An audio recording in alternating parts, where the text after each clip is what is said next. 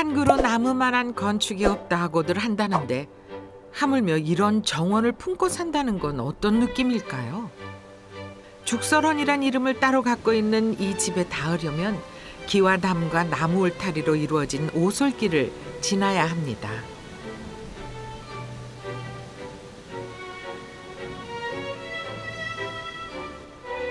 남녀의 공간이 유별하다는 이 표시는 이 집 주인장 솜씨입니다.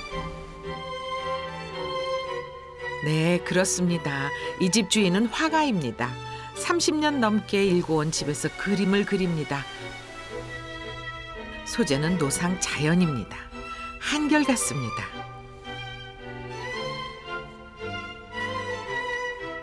나이 42에 철밥통이라 불리는 공무원직을 그만두고 전업 화가의 길을 선택했답니다.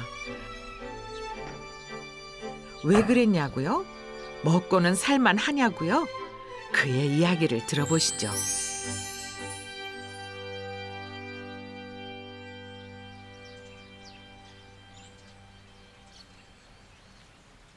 문인화를 그리는 시원 박태우의 아침은 정원 산책으로 열립니다. 좀처럼 서두르지 않는 그의 걸음을 막아선 건 이제 막 피기 시작한 쪽동백꽃이었습니다. 어제 그제 한 3일 전부터 피기 시작했거든요. 근데 오늘 아주 좋게 폈네요.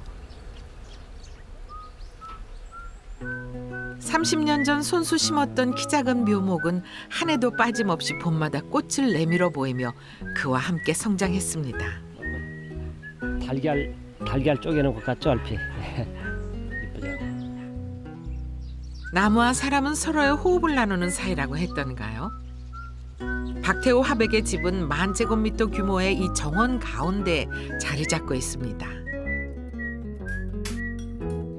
서울서 공부 중인 큰딸을 제외하고 온 가족이 아침 식탁에 앉았습니다. 아니 나도 이렇게 쓰러질 수는 있지. 근데 좀 시간이 걸리고 시끄럽고.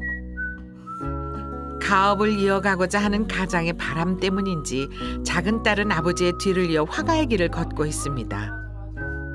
오늘은 그녀가 첫 개인전을 여는 날이기도 합니다. 초록줄 한 장만 주세요. 야, 이렇게 해서 최성준 씨가 계속해서 문제를 성공하고 있는데요. 충전한 거 다 썼어. 자, 유진아 씨가 충전한 거 다 썼어. 해주시겠는데요. 그러지? 만원짜리 아니, 천원짜리. 천원짜리. 장영진 씨도 좀 더 힘을 내시면 좋겠습니다. 안녕하세요, 엄마. 28 관연한 처녀가 어머니와 나누는 작별 인사에 솔직히 좀 당황스러웠습니다.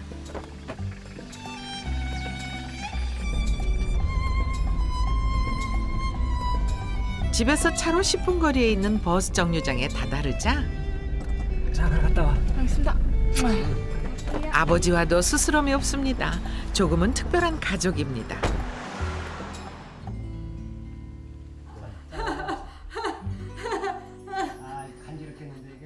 작은 딸 배웅을 마치고 집으로 돌아온 박태우 씨가 아침마다 아내와 치른다는 의식 역시 각별한 것이었습니다. 사랑해. 항상 그래요. 누가 보면 연출했다래. 저 사람들 해지다는 짓거리 하고 있다고. 우리는 날마다 우리가 항상 우리 집에서 커피 마시면은 아리켜줘요 우리가. 뭔 바가지? 바가지 줘봐. 큰딸이 5살 때 지었다는 이 집. 이웃도 드문 이곳에 달랑 4 식구만 살다 보니 가족의 정이 돈독해질 수밖에 없었던 모양입니다. 사람이게.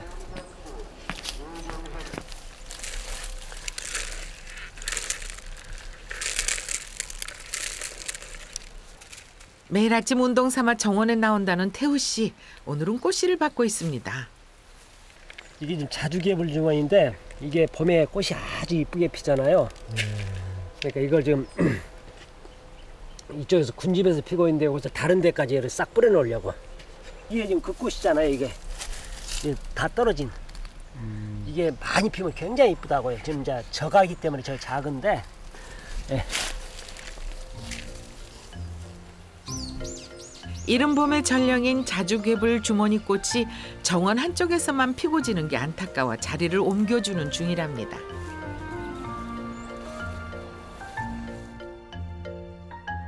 이 집에서 제일 큰 방은 주인장의 작업실.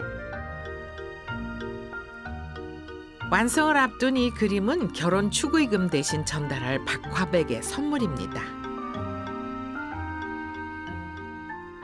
또 살다 보면 좋은 날만 있을 거예요. 이제 둘이 타시락거리고 조금 다툴 때도 있을 건데, 그럴 때 또 이렇게 이런 그 글귀를 보게 되면 또 다시 또 다른 생각도 할 수도 있을 거고, 한 발짝 물러서서, 그래서 그런 여러 가지 의미로 제가 이렇게 작업을 해서 결혼한 날짜하고 신랑 신부 이름 넣어가지고 해주는 작품을. 결혼식 참석을 위해 한껏 단장에 나선 아내, 그리고 아내의 치장을 돕는 남편. 이들도 30년 전에는 신혼이었겠죠. 아내의 마음을 설레게 했던 청년 박태우 씨는 어려운 집안 형편으로 원예고등학교에 진학했었습니다. 묘목을 심어 조경업자에 팔기 시작한 것도 적게나마 돈을 만지기 위해서였답니다. 그때부터 심은 나무들이 정원의 밑바탕이 됐습니다. 22살 현장이 좋아 선택한 농촌지도소 공무원직은 이후 20년간 그와 가족의 울타리를 만들어 주었습니다. 그랬던 그가 햇병아리 공무원 시절 그림을 만나고 연금이 나오는 20년 뒤엔 전업작가로 나서겠다는 각오를 다졌습니다. 그리고 마침내 실행에 옮겼답니다. 당시에 찬성한 사람은 집사람뿐이었어요. 마침 직장 탄탄한 직장이고 또 조금 있으면 또 승진도 하고 그럴 건데 다 말렸었었죠. 하나도 걱정이 안 되대요, 진짜로. 부자는 아니겠지만 그래도 살겠다 싶은 생각이 전혀 걱정이 안 돼. 걱정했으면 사표 못 쓰게 했죠, 공무원. 그래서 저는 살아갈 자신이 있었어요, 여기서. 아내의 전폭적인 지지 덕분에 그는 그림에만 몰두할 수 있었습니다. 한번 사는 인생 하고 싶은 걸 해야겠다는 신념도 있었답니다. 그래도 그렇지 그림만 그려 밥벌이로 삼겠다는 용기는 대체 어디서 나온 걸까요? 내가 어떤 것을 선택하려고 했는데 그 선택 못했다 그러면 정말 큰일 날 것 같은데 웬걸 다른 쪽 보면 오히려 그것을 선택하지 못한 대신에 다른 것을 할 수가 있는 상황이 되더라고요. 그러니까 이게 손에다 우리가 무엇을 가득 쥐었으면은 쥐고 나서 놓으면은 아무것도 없을 것 같은데 놔버리니까 다시 지을 수 있는 여유가 생기는 거죠. 다른 무엇을. 그런 것 같더라고요. 그러나 하나를 버리고 다른 하나를 취하기 위해 얼마나 많은 공이 드는지 그는 잊지 않았습니다. 점 하나, 획 하나를 온전히 자신의 것으로 만들기 위해 그는 그리고 또 그렸습니다.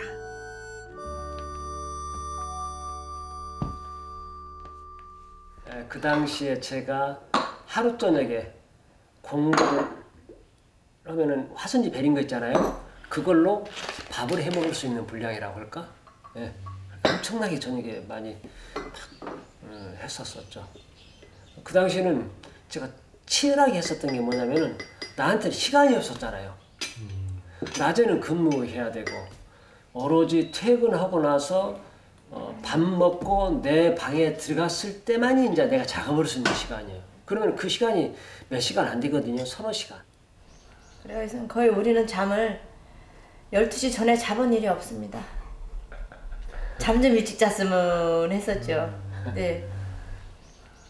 야행성 그래가지고 그러다 와서 또 이제 중간에 공부하다가 중간에 이제 간식을 잠깐 과일이라도 먹어야 되니까 그때 한 번씩 나와서 과일이라든가 차라든가 한 잔씩 먹고 들어가서 작업하고 이제 진짜 그때는 병이 생길 정도로 작업을 했어요. 병이 생길 정도. 화가로서 세상에 나서려면 등단이라는 과정을 거쳐야 합니다. 화가 박태우란 이름은 5년간의 수련 끝에 내놓은 이 공모전 당선작을 통해 얻은 것입니다.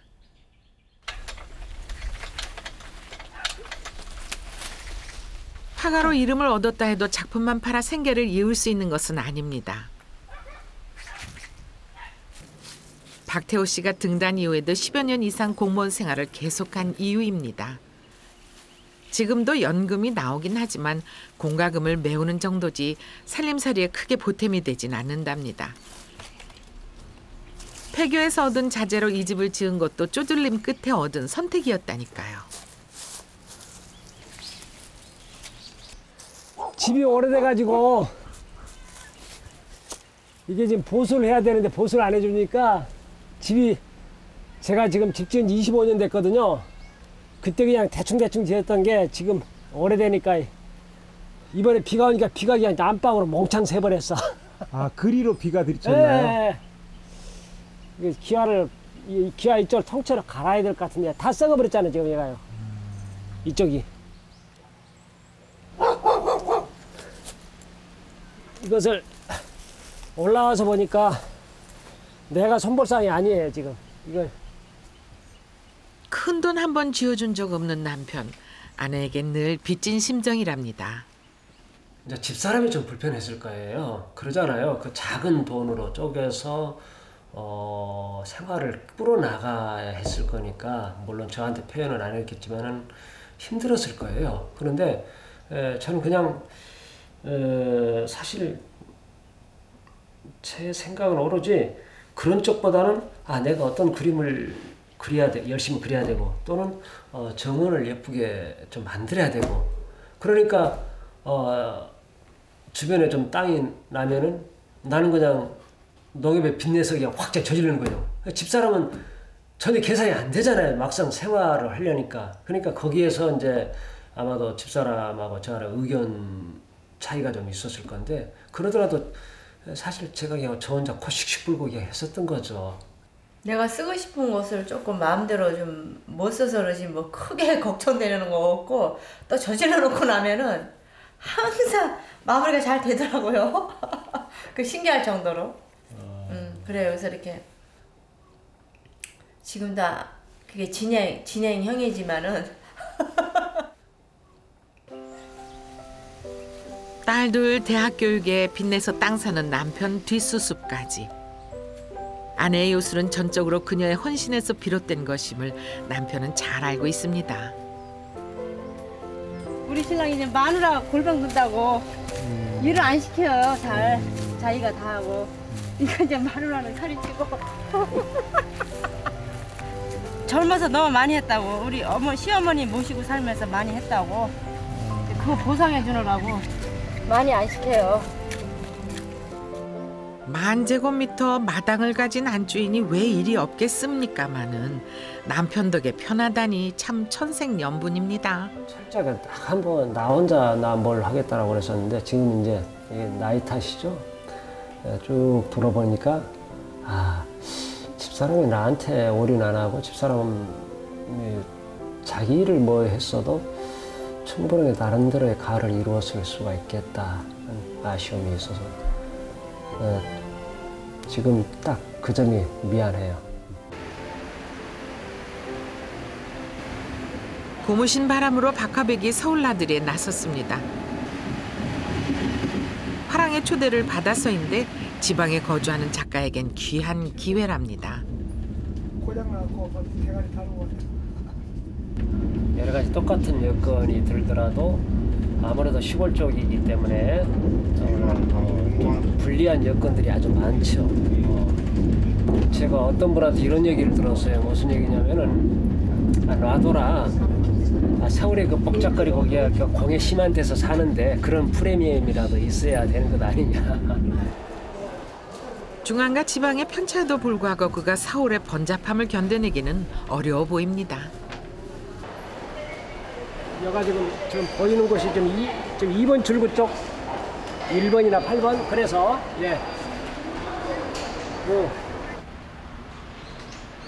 처음 온 것도 아닌데 물어물어 찾은 이곳이 바로 박화백의 초대전이 열리는 화랑. 거기서 관람객을 만났습니다. 그전에는 여기 2층에서 제가 살았어요. 얼마나 순수하고 아름다운지 마음이 싹 체화되는 것 같아요. 감사합니다. 이 예술품이라는 그런 기분을 줘야 되거든요. 작업의 결과를 직접 평가받는 자리. 그에게 프로 작가로서의 일성을 들어봤습니다. 그러니까 전업 작가로서 살아남으려면요 아주 답은 간단합니다. 좋은 작품을 해내야 되죠. 좋은 작품을 해내는데 그 문제는 누구나 하는 작품이 아니라 자기만의 독특한 목소리가 있는 작품이 한다는 것이죠. 지금은 이제 국제화 시대에 대해서 우리 국내만 국한돼서 생각해서는 안 되죠. 세계 미술 시장 안에서 생각을 해야 되거든요. 그래서 세계 미술 시장 안에서 내 작품이 살아남을 수 있는가. 서울에서 따로 살고 있는 큰딸이 마침 아버지를 만나러 왔습니다. 올해 30이라는데 공부 중이라 그런지 앳돼 보입니다. 딸아이도 원래는 한국화를 전공했습니다. 그런데 얼마 전부터 국경 없는 의사회 일원으로 평생을 살겠다며 의대 입시 공부를 다시 시작했습니다. 하고 싶은 게 있으면 꼭 해야 하는 게 아비와 판박입니다.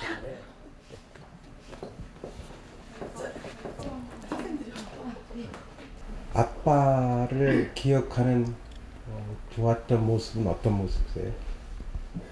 너무 많아가지고 앞으로 계속, 그러니까 제가 태어났을 때부터 지금까지 쭉 항상 어떻게 나 눈물 나려고 그래. 별 생각 없이 의뢰이 던진 질문이었는데 그저 떠올리기만 해도 가슴이 먹먹해지는 세월이 딸에겐 있었나 봅니다.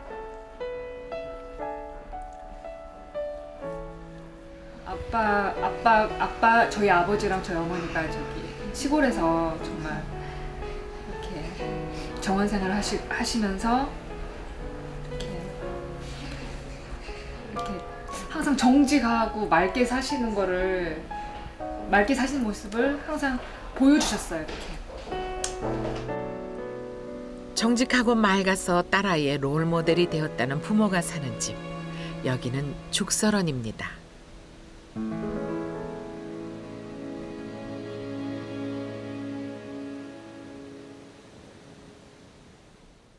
집밥구리는 아주 저 못된 놈이세요.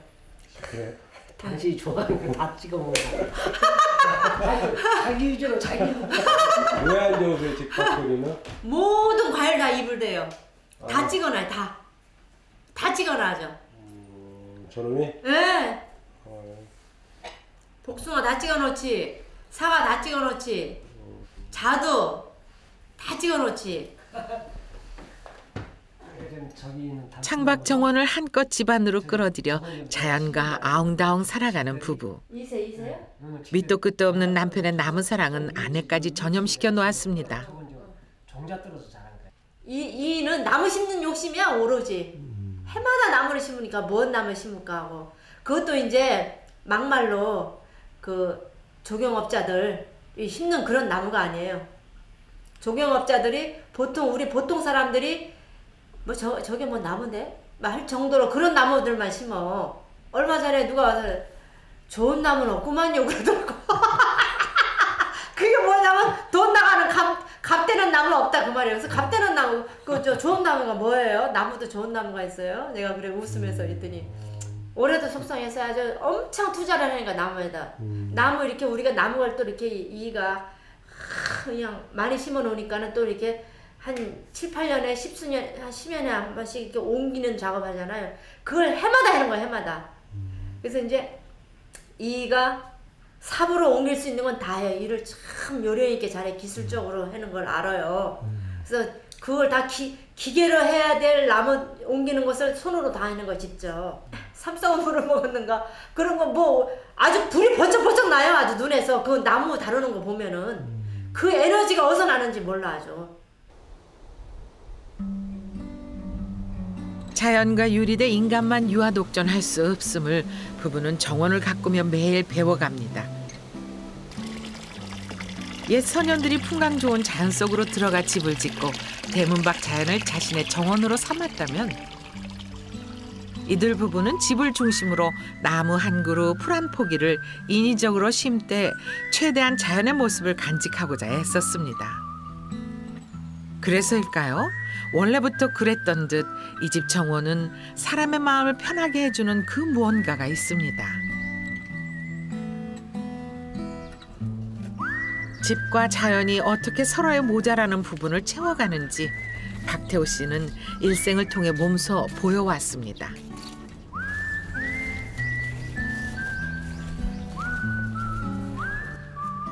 드라마 같은 반전은 없습니다.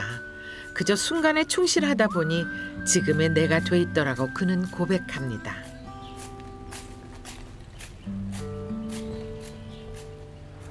제가 고등학교 때 뭘 알겠습니까? 뭐 항차에 이렇게 아름다운 정원을 만들려는 그런 구상 같은 자체는 없었었고, 단지 그냥 나무가 좋아서 내가 좋아하는 나무를 하나 둘 이렇게 심다 보니까 이제 오늘에 이르렀던 거고, 점차적으로 점점 더 좋아졌던 거고 그랬었다는 거지.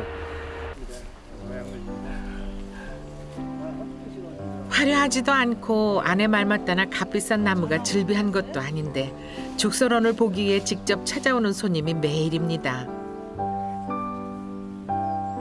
요즘은 방문이 너무 빈번해 사전 약속을 잡아야 할 정도입니다. 전원 생활을 꿈꾸는 이들이 부쩍 늘면서 생긴 현상이랍니다.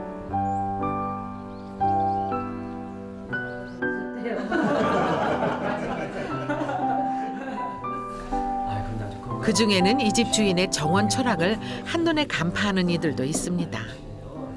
참 저 기와장을 나르시는데 굉장히 수고를 했을 것 같은데, 기와장을 옆으로 골목길을 이렇게 치장하는 것 외에는 사람이 억지로 뭐를 만든 그런 흔적이 없는. 죽설원은 화가 박태호가 30년 넘게 그려온 또 하나의 작품입니다. 가급적이면은 인위적으로 만들지만은 가장 자연스럽게, 그리고 어디나 가면은 볼 수 있는 그런 것이 아닌 죽설원만이 와야 볼 수 있는 그런 독특함을 갖는 정원을 만들기를 제가 희망하죠. 예술은 보편적인 아름다움을 추구하지만 작가만의 독창성으로 인정받아야 하는 두 얼굴의 존재입니다.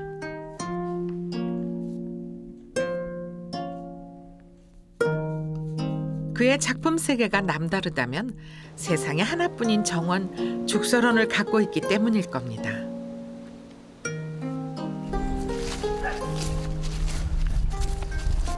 오늘 해당화가 제법 폈네. 여기에서 지금 세 가지 색깔이 어울리죠. 해당화 붉은색, 노란꽃 창포 노란꽃, 저 수련 흰거, 녹색 바탕. 그러니까 이제 이렇게 산책하다가 오늘 이것도 딱 한번 해야 되겠다 싶으면 바로 들어가서 작업하죠. 그런 경우들이 저는 많아요. 이렇게 쭉 가다가 저거 재밌네. 그러면 이제 그 감흥을, 순간적인 감흥이 오래 가면 재미없어요. 바로 들어가서 바로 작업하죠. 그럴 때 어쩌다가 재밌는 것도 툭 튀어나오죠. 사람은 정원을 만들고 정원은 화가를 키운 셈입니다. 한창 피어나는 꽃송이만이 아니라 피기 전의 설렘과 지고 난 뒤의 스산함까지 사랑하게 됐다는 화가가 바로 이곳에서 그에 걸맞는 미래를 품게 됐답니다. 이제 지금까지는 제가 좋아서 이걸 만들었는데, 이제 만들다 보니까 이제 주변 사람들한테 좀 알려지고 많은 사람들이 저희 집을 찾고, 이제 그러면서 제가 생각이 이것은 이제 내 개인 것이 아니로구나 하는 생각이 들어요. 그리고 또 제가 아무리 연구를 해봐도 죽을 때 갖고 갈 수 있는 방법도 없는 거고, 이것이 후대에 지속적으로 잘 가꾸어져서 물려나가면 하는 이제 욕심이 생기는 거죠. 그래서 이제 가족끼리 이제 회의를 해서 결론을 얻은 것이 이것을 사회에 환원하자. 그것이 가장 오래 남길 수 있고 가장 아름답게 꾸밀 수 있는 길이다라고 생각이 돼서 이것을 사회에 환원하기로 가족끼리 결정을 봤어요. 큰 욕심 부리지 않고 생긴 대로 사는 것. 부부의 원칙이지만 살다 보면 예외를 만나기도 합니다. 그러니까 우리가 올해 창고밭에서 뽑아준 거 딱 이거. 이것만 생겨서 이걸 좀 한번 해줘야 되는데 아직 안 해줘가지고. 이게 좀 타임이. 지금 해줘야지. 지금 안 해주면 이제 엄청 번져요. 이게 분명한 거 이게 애래종이라 그 말이지. 전도 후도 아닌 딱 그때 때를 놓치지 말아야 합니다. 현명하게 인생을 꾸려나가는 이들은 바로 그 시점에 결심을 하고 실행에 옮깁니다. 이 부부가 그랬던 것처럼 말이죠. 무엇 하나 부러울 것이 없는 안분지족의 삶. 인생 후반전이 만족스럽다는 남자 곁엔 현명한 아내가 있습니다. 이 부부가 사는 모습을 앞으로도 쭉 지켜보고 싶어집니다.